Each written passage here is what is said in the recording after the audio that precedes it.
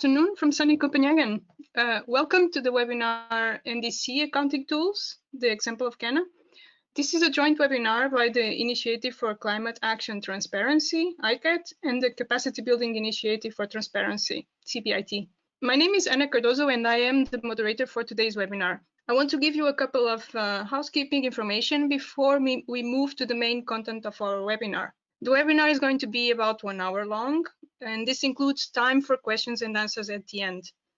You can ask questions at any time, even when you are listening to the presentations. Please use the panel you have from GoToWebinar. Typically, it stands on the right side of your screen. And if you have a specific question for a presenter, please name that presenter in your question. In case you cannot stay until the end of the webinar, all the materials and the recording of the webinar will be available online on the CBIT platform, www.cbitplatform.org. More information will be shared at the end with the location of the platform. And we have many other webinars and information in the CBIT platform, so visit if you want to find more interesting webinars like this one. Before we start discussing about today's webinar, I need to inform you, all our attendees, that we comply with the European Union's General Data Protection Act, also known as GDPR. This means that your personal data, such as your name, your email, workplace, is safely processed and stored, and all your rights pursuant to the GDPR law are respected. You have full access to the data being processed about you, and at any time you can request that the information is deleted or rectified. For access further information, please contact the people that are shown in this slide, my colleagues Aristides and Louise. Today's webinar, after this welcoming, there will be 2 presentations. The first one is the title is Transparency as a Basis for NDC Accounting. And then we will have another one about Ghana's nationally determined contributions, the tracking progress. And then we'll have the question and answer session. The speakers with you today are Henning Wuester. He will be following now after I finish this welcoming, and he's the director of the Initiative for Climate Action Transparency. He'll be doing the first presentation, and then we'll have Daniel Benefor. He works at the Environmental Protection Agency of Ghana, and he will do the second presentation. I'm Cardoso. I work at UNEP DTU Partnership as a researcher, and I'll mainly be moderating now and at the end the Q&A session. Thank you. This is the housekeeping information I had for you. I hope you enjoyed the webinar. I'll be back with at the end for the Q&A session. And now I give the floor to Henning for the first presentation. So thank you, Anna, and good afternoon or good morning, colleagues. Very happy to see so many of you connected here today to join us for this webinar, and I'm very pleased that we are able to do this together with CBIT. So ICAT and CBIT really like to work together, and I think if we join forces, we can be of best service to colleagues around the world that try to enhance transparency. I hope you're all well and safe. Most of you probably tied to your desks at home. I've been saying that this is actually a good time to advance work at home on transparency frameworks, a good time to build strong data platforms for effective climate policies. So I'm really happy that so many of you are able to join us here. I'll give you a very brief introduction about ICAT, and then I'll talk about the enhanced transparency framework under the Paris Agreement. And then I'll give you a couple of examples of countries that have worked in different ways on their NDC tracking systems, Brazil, Costa Rica, and Sri Lanka, before we then hear the next presentation, which will go into more detail, which is about Ghana. So briefly about ICAT, we are a multi-stakeholder partnership made possible through funding of our 4 donors. That's the environment ministries of Germany and Italy, and 2 private foundations, the Climate Works Foundations and the Children's Investment Fund Foundation. And we are a program of UNOPS, which has a number of implementing partners, including UNEP DTU Partnership, the host of this webinar today, and a number of supporting partners, and I won't go through the full list here. Just very briefly, our work, our objective is to support enhanced transparency to enable evidence-based policymaking and implementation for accelerated climate action. We provide tools and methodologies and capacity building support to countries for policymakers and other stakeholders so that developing countries can advance work on domestic transparency frameworks. We focus very much on supporting transparency with a view to developing policies. And we offer assessment of policies for greenhouse gas levels, sustainable development, and transformational change potential. At this stage, currently ICAT works in over 30 countries, and we have active agreements with 26 of these, while the others are still being developed. Here you see the ICAT map, the over 30 countries that we are engaged with. The light and dark blue countries are those where work is actually active, while the gray ones are those where we are still developing a work plan. I should mention that we are really eager to collaborate with all experts active on transparency around the world, and together with partners like CBIT and others to build a global community of practice on climate action transparency to support enhanced action, in particularly under the NDCs, which is the main focus of this webinar today. So let me move to the next section and talk a little bit about the enhanced transparency framework under the Paris Agreement. I'll go into this just very generally, not just provide you an overview. If you like to go deeper into these issues, then I recommend you to read the guide that was prepared by UNEP DTU Partnership, which you see here on the right-hand side, and really explains in detail the enhanced transparency framework under the Paris Agreement.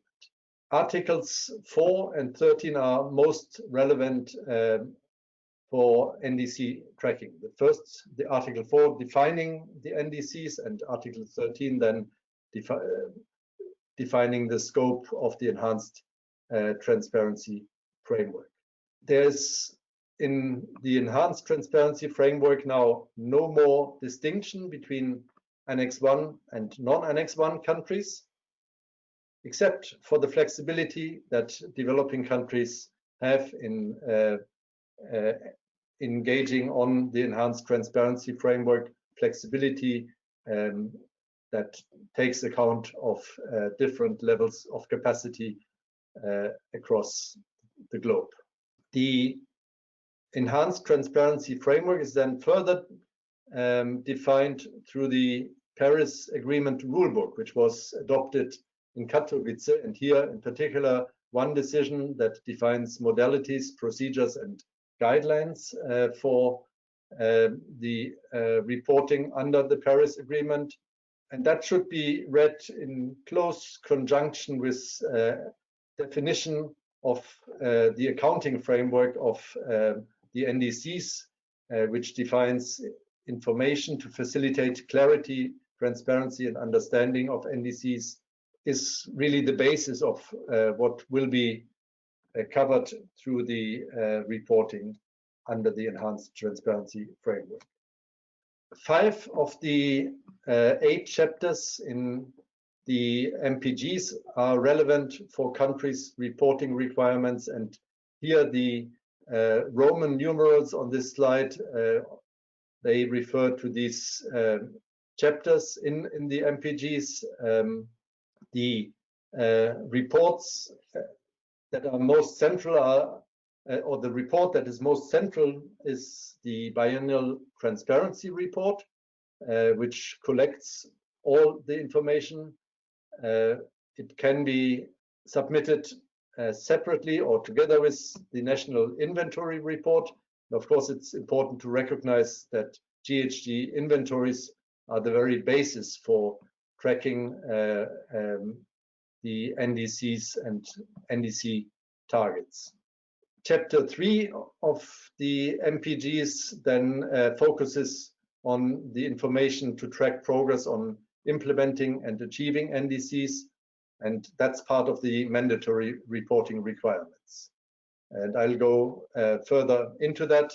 The adaptation communication, just to mention it briefly here, is an additional report which is not mandatory under the ETF.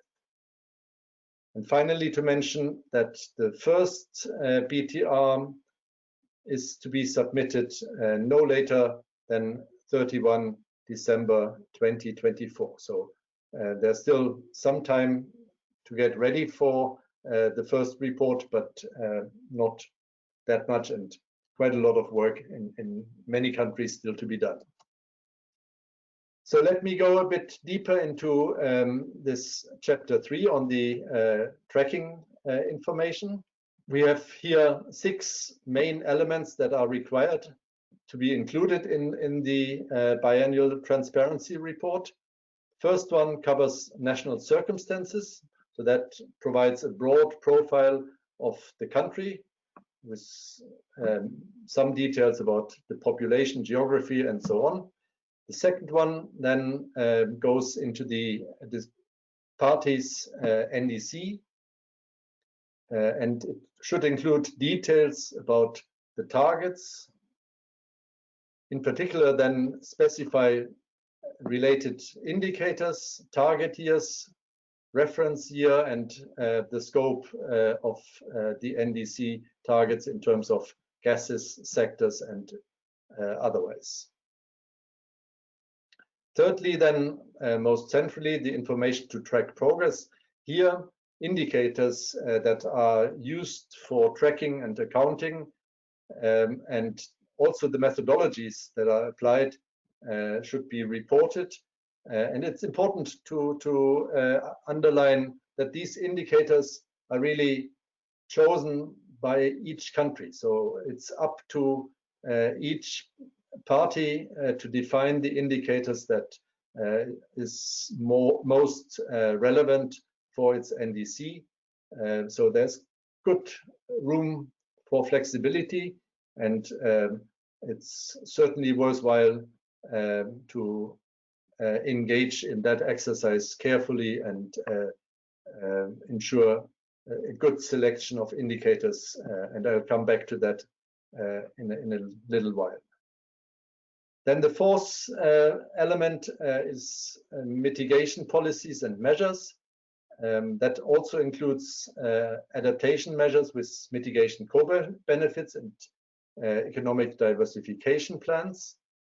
Here, what is required is information on actions, on policies, on measures that are planned or implemented to support the implementation and achievement of the NDCs. ICAT has prepared a number of policy assessment guides that I'll come back to in a minute that can support such an assessment that help the reporting under this section here. The fifth element then refers to GHG emissions and removals. This needs to include also an inventory table, especially if the national inventory report is not submitted together with the biennial transparency report. And then last but not least, projections of GHG emissions and removals to show the quantitative information of the impact of mitigation policies and measures under different scenarios, with measures, without measures, and with additional measures. And here, of course, a tool that can help to model different scenarios is extremely useful and important in order to have a framework that provides coherent data across the economy in line with the actions that are included in the NDCs. Now, this is the reporting framework. What is important is that countries take a very pragmatic approach in looking at this. I think it's quite critical, and I would be keen to hear Daniel's views on that, to tailor the transparency framework to domestic needs and to also then apply this reporting framework very much to the domestic needs. And there are a number of flexibilities in the framework that countries can apply and should apply in order to have a setup that's most effective. I mentioned earlier that ICAT offers a number of policy assessment guides, and I want to use this opportunity just to give you an overview of what they are. This is part of the ICAT toolbox and covers a range of assessment guides for greenhouse gas emission impact assessments. Those are on the left-hand side, covering various sectors, energy, transport, and others. And then we have a number of guides that are in the middle of the slide here, covering cross-cutting issues like the assessment of sustainable development impacts of policies, the assessment of transformational change potential of policies, and the contribution from action by non-state and subnational actors. And then in addition, supporting guides on process aspects. So those really help countries to prepare some of the data and information that they will need for reporting and also for the implementation of NDCs.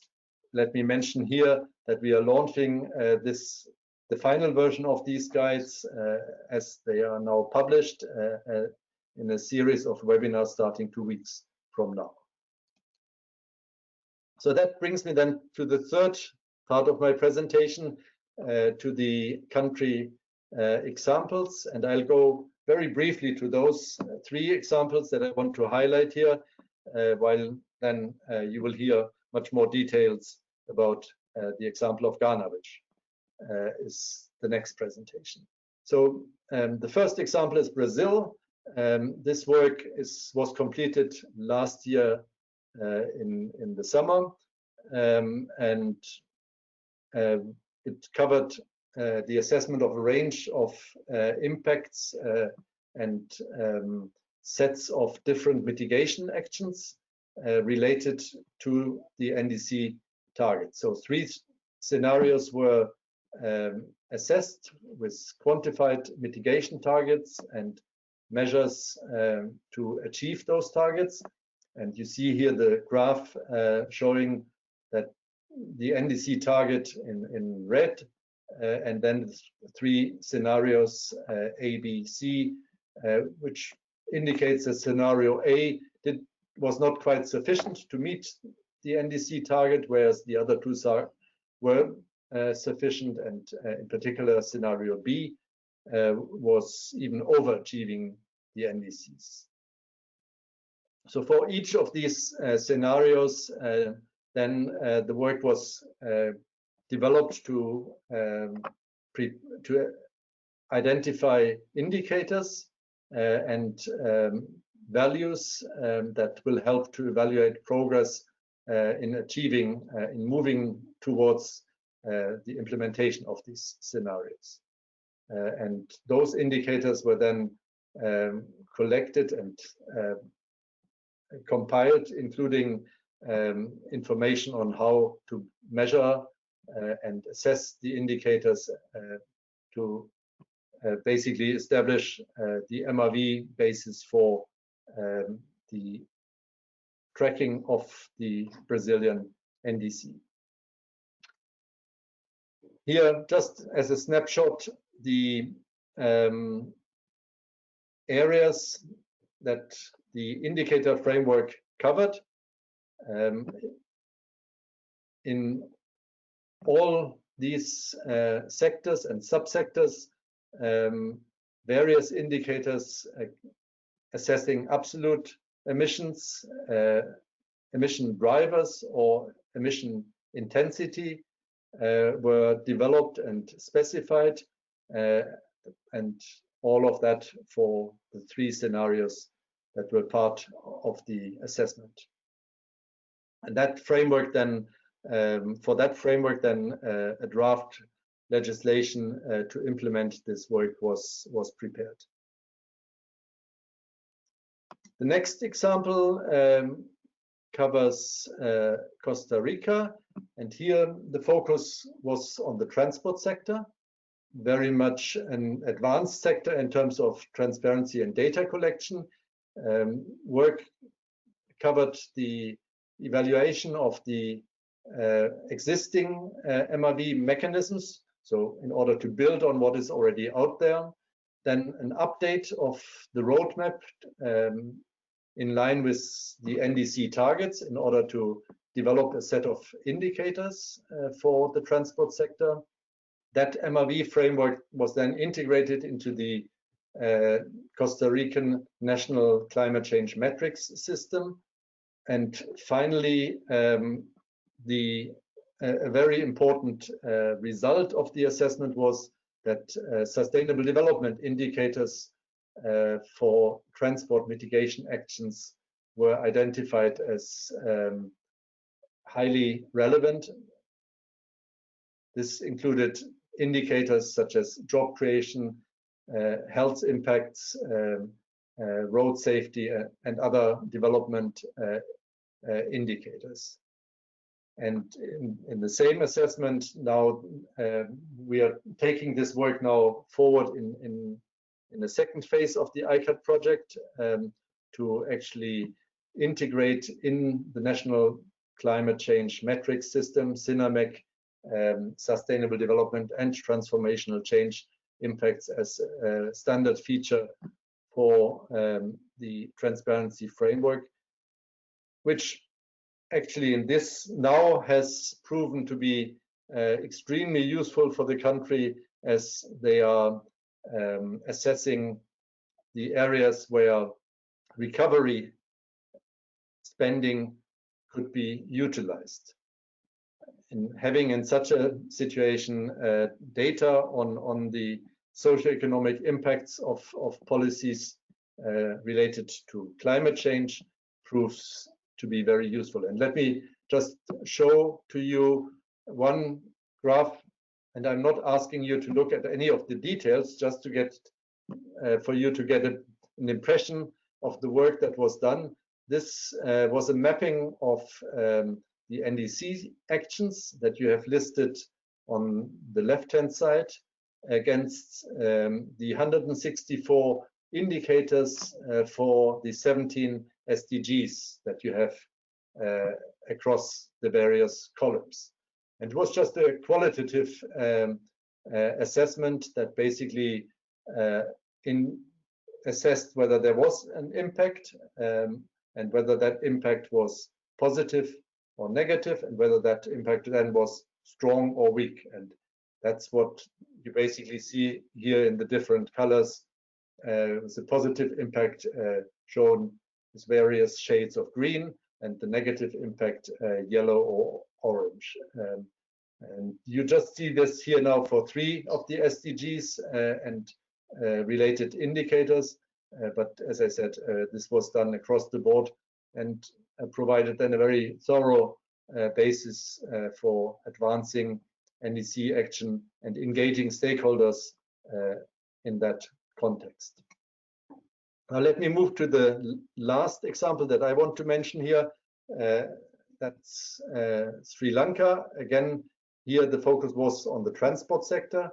And the objective of the work was both looking at the national needs in terms of the gaps in MRV and in the institutional setup for reporting data to support NDC tracking and implementation, and of course also looking at the international reporting obligations. The work covered again a systematic review of the MRV system in place, the institutional arrangements, and a very intense engagement of all the stakeholders in the transport sector, which created a very strong buy-in of all the actors. The work involved included an application of the of various methodologies, including the ICAT methodology, but also others, to measure the GHG impacts of NDC actions. Then in that process, it was possible to actually go through all the actions in the transport sector and update the actions for the transport sector at the same time as designing an MRV system for that sector. The result is now that a new set of NDC actions for the transport sector are on the table of the policymakers. So it's going into parliamentary decision making, and it has support in terms of an MRV setup to then enable and facilitate implementation. So with that, let me come to just highlight a couple of conclusions. First of all, I think it's important to ensure that all the relevant data is collected at the time when you design the transparency framework. So at that point in time, you actually tailor the transparency framework to be able to support NDC development and tracking. That's often very country specific, and it has to be done country by country, and the enhanced transparency framework gives the flexibility to tailor it to the country needs. Secondly, I would encourage all countries to think beyond the reporting requirements. Take the reporting requirements as guidance, but then build a framework that's useful for domestic purposes, and also might include economic data, for instance, that will be necessary for mobilizing finance. Thirdly, important to understand the indicators that can support NDC tracking and sharpen the formulation of the NDC targets at the same time. So when an update of the NDC is done, it's a good time to at the same time develop indicators to be sure that the targets that are actually written into the NDCs can subsequently also be measured and tracked. Fourthly, a recommendation to look at available methodologies and tools. That's part of the purpose of this webinar. And there are many of those out there to assess impacts of policies and actions. But then, and that's my final conclusion, you always will have to do some work to tailor methodologies and tools to the domestic needs and circumstances.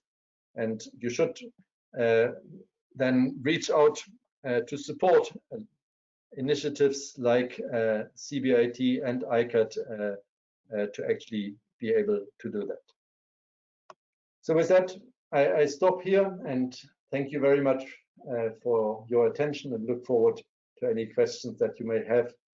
And let me just leave my last slide announcing the upcoming webinar series to launch our ICAT assessment guidance. Thank you very much. Hello, thank you very much. This is Daniel, and I will take you through the effort that Ghana is making to undertake the NDC accounting so far. So I'll share some few slides, and then I'll end up with a demonstration of the tool that we've come up with. So Ghana's NDC is made up of 31 actions, and those actions are made up of 11 adaptation and 20 mitigation actions, and they cover about 7 priority areas of in the economy, energy, transport, water and climate services, industry, health and forestry. It is also good to know that our NDCs are aligned with the current national development and sectorial plan. I mean, for obvious reasons, that it ought to be aligned with the national priorities and also to facilitate implementation of those actions. The implementation of these 31 actions are led by the line ministry. So they are led by the sector ministries themselves. So it is a very important point to make that once the ministries are doing the implementation, the Ministry of Environment are the ones that coordinate the implementation of the NDC actions. The Ghana EPA is responsible for the technical aspects of the implementation of the NDCs and also the planning of the NDCs and also the reporting part of it. So this effort is part of the whole effort by the government of Ghana to put in place a process for continuous reporting. But in developing the reporting system or the M&E system for the NDCs, we take note of 3 very important elements that the 31 actions, as you may see, could be very, very wide in scope, and they cover different themes, and the implementation of those actions are at different starting points, and therefore in designing such a reporting system, you need to take into account the complexities of these 31 actions as they are of different complexions. So that is a very important feature for the Ghanaians to monitor the implementation of the NDCs. The other issue is got to do with the fact that the NDCs can also be reflected in terms of the themes. So for example, the 34 actions can be seen in terms of the areas that they cover. So for example, we have a set of NDCs that focus on promoting renewable energy, clean cooking, lawn deforestation. There are some that look into promoting resilience infrastructure and others. So you can also recalibrate the NDC, the 31 actions into these broad themes. And you agree with me that these themes are the very fundamental economic development needs for the country as well. And this for us is very important. You can also see the NDCs in terms of the broad technologies of the NDC. So this is just a word cloud of the various NDCs and the technologies that is behind the NDCs. So solar PVs and all the rest are part of NDCs. The size of the text is an indication of the extent of the scope of the various NDCs. So this is what we are dealing with. We are dealing with a very wide range of development solutions that have climate imperatives. And this is the point that we want to strike here. So if we focus on only the mitigation side of things, the 20 mitigation actions are supposed to deliver a 45% reduction of our BAU emissions of 74 million tons by 2030, which fundamentally translates into a 34 million ton emission reduction potential for the country if we fully implement this target. The 20 mitigation target actions are also divided into conditional and unconditional measures. So there are 2 of them that are unconditional measures, of which the implementation is expected to lead to 11 million tons of emission reductions. The remaining 18 are supposed to lead to 20 million tons of emission reductions. The 2 of them, when we sum them up, we expect that the 45 million tons, the 45 emission reduction targets would lead to a total of 34 million tons of emission reductions by 2030. So this is just a breakdown of emissions in terms of conditional and unconditional. And also, we've also divided the targets according to sectors. So you can see that the energy sector has the most 12 measures in that sector, and it of course would have the highest emission reduction potential. So the distribution of the 20 measures are first of all distributed by condition and unconditional measures, and also according to sectors. The two unconditional measures, there's one in the energy sector, there's also one in the forestry sector, and that is what is leading to the 11 million tons of emission reductions. The others, so for example, if you go within the energy sector and you break it down further into themes, you can see that there are very specific themes and their corresponding emission reductions. So we have fuel switch, we have combined cycle, conversion to combined cycle, we have reduced gas flaring, and all these are the individual mitigation measures within the 12 mitigation actions in the energy sector and what their emission reduction potential could look like. And then this comes also with forestry. So forestry, we have 3 specific measures under forestry that are supposed to lead to achieving lowering deforestation and enhancing carbon stocks. And these are their corresponding emission reductions as well. The same for waste. There are 3 sub-interventions under waste: landfill gas flaring, composting, and biogas. And then transport, and also HFC phase out under industry. So these are the broad overview of the 20 mitigation actions per sector, and also categorized into conditional and unconditional and their corresponding emission reductions. So these are very important steps that we did just to break everything down to understand who at where is playing what role and their effects. So apart from understanding the complexion of the 20 NDCs, we also took note that we are also going to have different funding arrangements for the 20 measures, right? So there'll be domestic financing, of which the emission reductions can't simply be used to meet the emission target for the unconditional targets.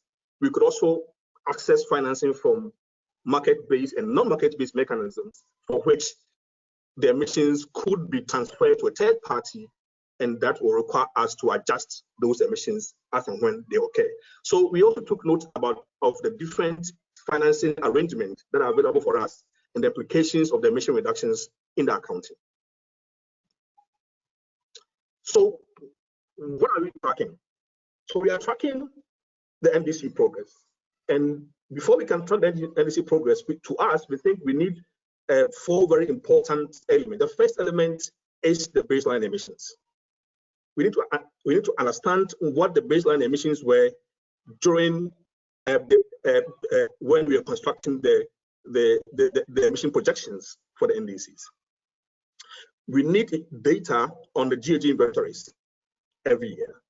We need to understand the implications of the emission targets for each sector, for each category, and for each theme. We also need to find a way to compute the GHG effects of each of these actions. That's the first part. And together, we think that these elements can allow us to track the NDC progress. And that's the focus of this presentation. We also need to track adaptation effects. So we are looking at different aspects of adaptation and their effects, risk, beneficiaries, and different investments.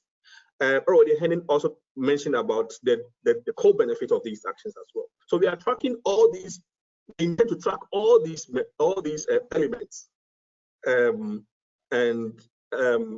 We also need to discuss how are we going to track it, or how do we intend to track it, and what is our approach. Our approach is very simple. Our approach is to simply indicate that the system for tracking the performance of the NDCs and progress, the system must be embedded in the existing national M&E infrastructure that is managed by the National Development Planning Commission. And that for us is the easiest and the cost-effective way of tracking the performance of the NDCs without having to create a parallel system. So that's the first thing. We also need to emphasize the fact that in as much as we are seeking to embed or integrate this into the existing systems, we also need to begin to work towards automation. Automate the effort of monitoring and processing and communication and visualization. Another approach that we have also adopted is to develop indicators for the specific NDCs, for the line ministries to use to monitor the performance and progress of these NDCs, which we have done with the National Planning Commission. Of course, for this presentation, we have also developed an NDC accounting tool to track the mitigation component of the NDC, which is based on the GASMO model and also the work that was done by GIZ to develop a tool. So who does the tracking at 3 levels? So tracking is done at 3 levels, at the national level, sectoral level, and also the district level. So once we say that each ministry is responsible for tracking of the performance of their respective NDCs, they use indicators that people have been assigned to track the performance or the implementation of those NDCs in their respective ministries and report through their sectorial annual progress report, for which then they will submit those reports to the National Planning Commission, and then the Planning Commission will then prepare the National Annual Progress Reports. So that is the overall thinking and arrangement behind what we are tracking, our approach, and who is doing the tracking. So I'll focus on the development, the use of the NDC accounting tool. So what are the characteristics of this tool? To us, it's a very simple tool, and it should be simple for everybody to use. We have built the tool using existing country reports, data from the existing country reports. So we are talking about the data that we use to develop our NDCs, our national communications, economic data sets, energy data sets. So these data sets that we used came from the country report. Again, the tool is simplified because the calculations are, you can see the formula, and the cells automatically generate the results once you fill in the relevant portions of the cells. The data, the tool is not data intensive. Of course, it's flexible. You can adapt it to fit any different data situations. Another very interesting feature of the tool is that it is open source. It is based on Excel, but it can link to any other model that you think your country is already in use, and the results can almost always be linked to the Excel sheets. One very nice feature of it is also the fact that it is transparent. Anybody can see the formula, but it allowed us to systematically arrange the data in a manner that it is logical and meaningful. And to us, any country or any institution can try and develop their own tool based on these principles. So what do you need to be able to build this tool? For us, the first important thing you need is the data from your sectorial and national baseline emissions. Remember, these baseline emissions were computed when you were developing your NDCs. So if you have that data available with you, you need that data set in constructing your NDC accounting tool. Since you understand the calculation behind those baseline emissions, it's important that you use that information. The next important thing is that take note that these baseline emissions are calculated from your national greenhouse gas inventory data. And therefore, the GHG inventory data for your country is also crucial. And here I'm referring to the historical GHG data that was used in computing your baseline emissions. The next set of data that you need in building this tool is, again, the data from your mitigation target or the mitigation commitments that can be expressed by sector or by individual actions. Again, take note that the effect of the individual mitigation actions determine your total national mitigation targets. And therefore, if you have structured your individual actions very well and computed their mitigation potential, you could simply aggregate them to get your mitigation target. And I presume that is what was done in your country. And therefore, tools like LEAP or GASMO or any other tool can be used to produce both the baseline emissions and also the mitigation effect of your NDCs. You need that set of data as well. Another set of data that you need, crucial, is your annual GAG inventory, which is developed from the first year after your baseline. So in Ghana, our baseline for the NDCs, the first one was 2016. So we need, anytime we report our GAG inventory for 2017, 2018, that information is very crucial to compare to the emission baselines that we produce. So we need our annual GAG inventory that is attributable to the NDCs. The next very important set of data that you need is also the individual mitigation actions and their effects. So you also need to look at that as well, that once you have indicators for individual actions and the performance of the individual actions, you need that information in the NDC accounting tool. When you get these very 4 important data sets to us, you think it is easy to track your NDC's performance over time. So this is the representation of what we've done so far. So that for us to get the NDC progress, we need to know our annual GAG inventory data every year. The reason is that it will help us to compare the annual inventory results with the projected baseline emission to be able to evaluate whether or not the extent of deviation of our GAG inventory figures from the base year emissions. Another option is to compute the individual mitigation actions and their effects and aggregate the effects.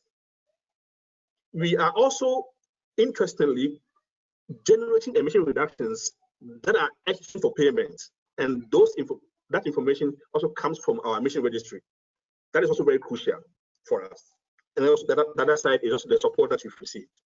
So I'll focus on the emission baseline, the emission projections, the emission targets, the annual emissions, the emission reductions of each individual NDCs or the aggregate effect. And that is what we used to compute or track the NDCs. So the Excel sheet was built on this concept. So this is how it looks like. So the first blue line here is your historical emissions. And the next one, which is the number 2, is your projected business as usual emissions. So once your GAG inventory gives you the figures for one, of course, I'm sure that in your country you had already computed the number 2 already, which defines the BAU trajectory. Ghana has conditional and unconditional trajectory. So the number 3 represents our unconditional trajectory, which is basically going to lead to an ultimately 11 million tons of emission reductions. The target number 4 is giving us the conditional targets. It means that whatever we get at number 5, it is the result of the effort that we implement when it comes to the unconditional measures. Number 6 is taking into account what is called the conditional measures and their effects. So number 6 and 5 gives us the total effect of the 20 mitigation actions. We also hold a view that there will be other mitigation actions beyond the 20 measures and their effects. And those measures would occur though, and we call those measures as measures that are outside the NDCs. So the total effect of the NDC measures plus the measures that are outside the NDCs are computed between 5, 6, and 7. What is left is the emissions in the inventory is captured at 8. So this is the foundation of the Ghana's NDC accounting tool. So this is how it is. To your left here is our 2016 GAG inventory result for the sectors. It gives us a baseline of 20 or a base year emissions of 42 million tons. And we had done our projections using the gas flow model to project it to 75 million tons according to the sectors. So this has been done already during the formulation of our NDCs. Now we have 11 million ton unconditional targets, which is to be implemented by 2 measures in energy and forestry. And then we have an additional, so the additional 18 measures would lead to 23 million tons. What is left is the emissions that would be accounted for in the GHG inventories when we account for all the emission reductions and the rest that is left. And the red line, these lines are the lines that we are going to use to measure the progress towards attaining our target. And the emission reductions could come in all these forms. And then we have this as well. So this is very crucial. So to the left side, we use the IPCC guidelines, and then to this side, we are going to use the gas mode tool for the emission projections, and then the emission reduction potential, and also the tracking of the NDC progress. So this is the whole thing. So it means that we need to have these four very fundamental elements. The first one is our baseline emissions. The second one is our mitigation commitment. The third one is our annual GHG inventory over the NDC period. The fourth one is the individual or the aggregate NDCs and their effect. And then the fifth one is any corresponding adjustment that would come from emissions transfers out of the country. So this is a very simple formula that we took from the GIZ work, which simply compute the progress if we choose. There are 2 proposals that we have put forward: the inventory-based tracking of the NDCs and also the measure-based tracking of the NDCs. So the inventory-based tracking is when you use your inventory results to compare to your baseline emissions. And then option 2 is the measure-based result when you compute the effect of your individual actions and aggregate them and compare it to your baseline emissions. And therefore, this is a very simple one. So for us, we are computing the annual emissions plus any corresponding adjustment minus the annual GHG inventory results to see the performance of the country's effort to attain its own targets. And this we intend to provide an indicative reporting in the BTR, and we intend to do the final accounting by 2030. There's also an option of choosing the option B, which was also proposed within the GIZ tool, to simply compute the effects of these actions and compare it with the baselines. So I'll quickly do a demo with. What's very crucial, what you are seeing here are the individual NDC actions and their indicators. So for each of the 20 actions, you see that we have a threshold target and then the unit and the indicators.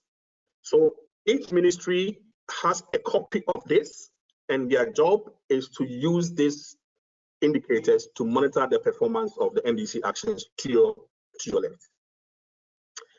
So this was computed. This is the potential emission reductions per each unit of the NDC target for each measure. So we computed this using the gas model.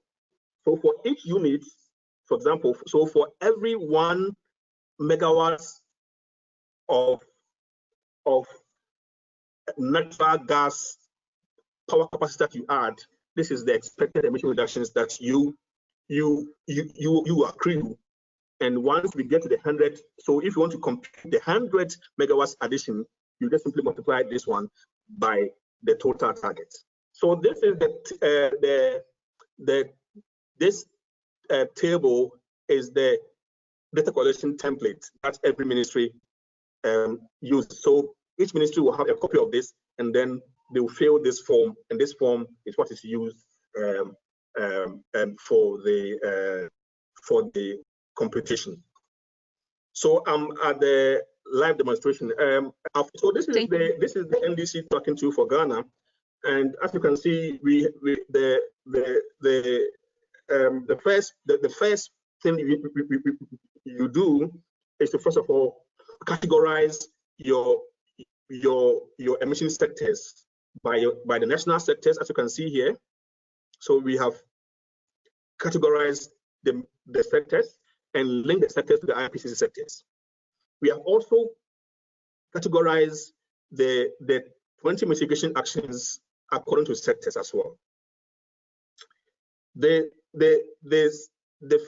first thing you need to do is to go to your GAG baseline. So this is the GAG baseline.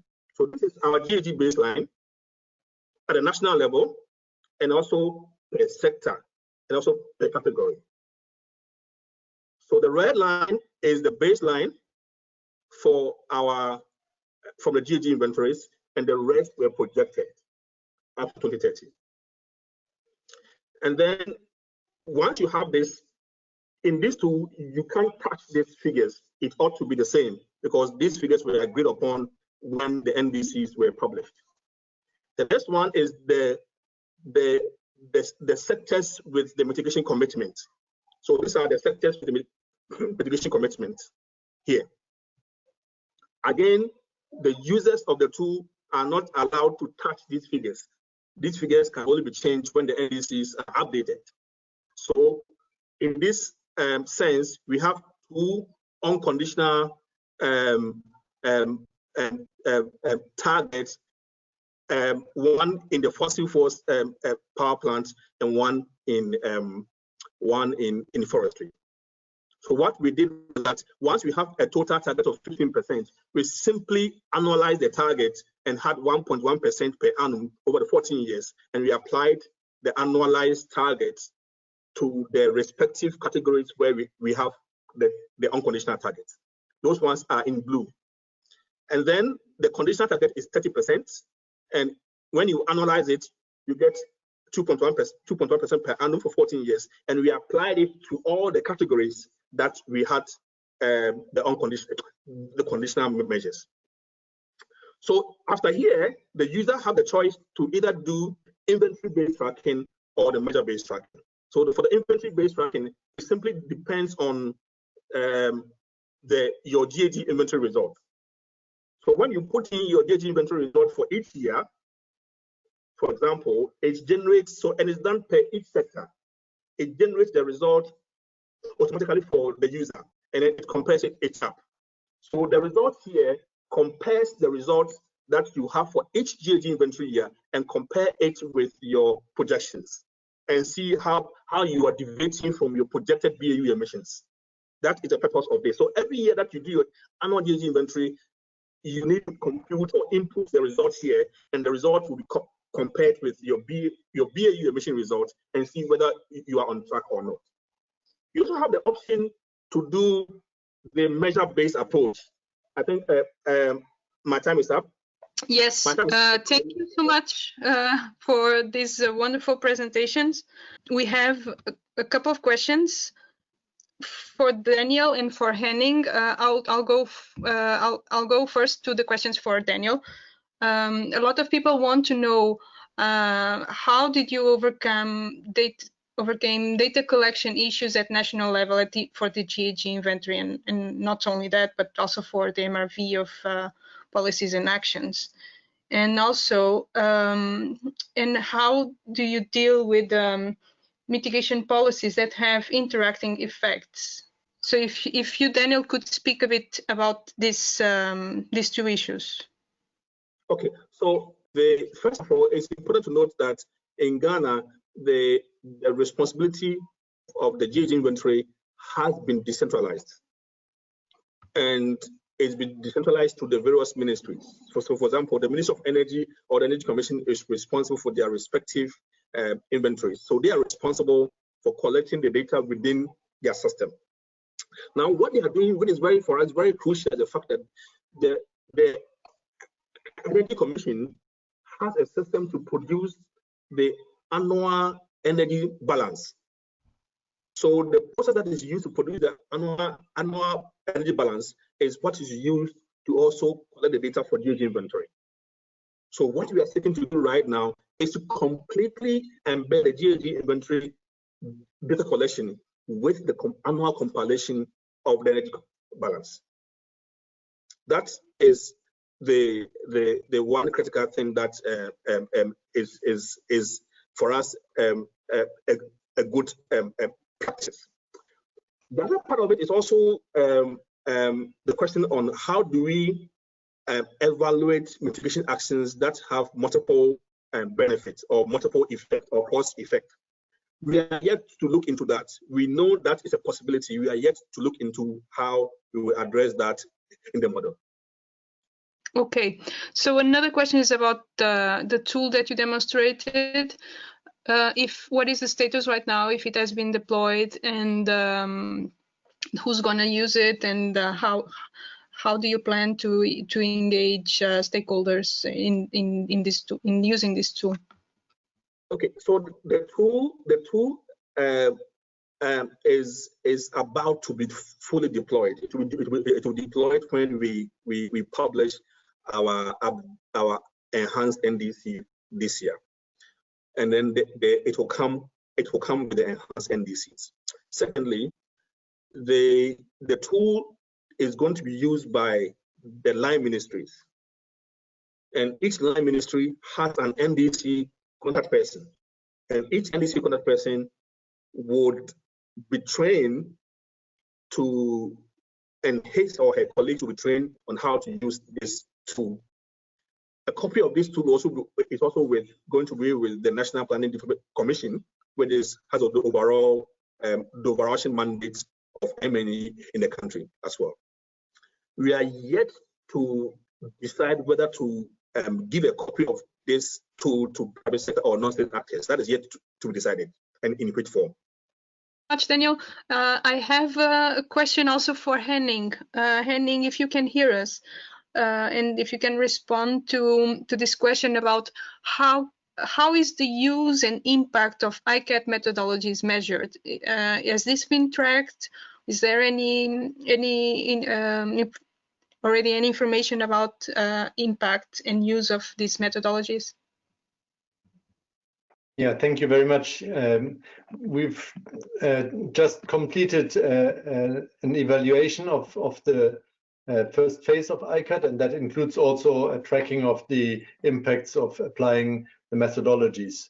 I mean, it's a qualitative assessment, and was done through a survey of both government and expert participants in ICAT work, and basically the big picture feedback was positive on the usefulness of the ICAT methodologies. I should add that the methodologies in many cases were complemented through additional work and through other methods.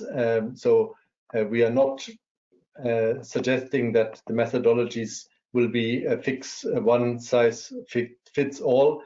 And it's also important to recognize that the best use of the methodologies is applying several of these methodologies in combination. So some of the sectoral methodologies together with cross-cutting assessments, and of course some of the process guides to support the work. Very much. And another question, I think maybe also other people have this question: how can countries become part of ICAT? If you could give a quick answer to that, for those that are interested in becoming part of this initiative. Yeah, we had a call for expressions of interest to countries last year that ended in late December, and we had a very large number of expressions of interests.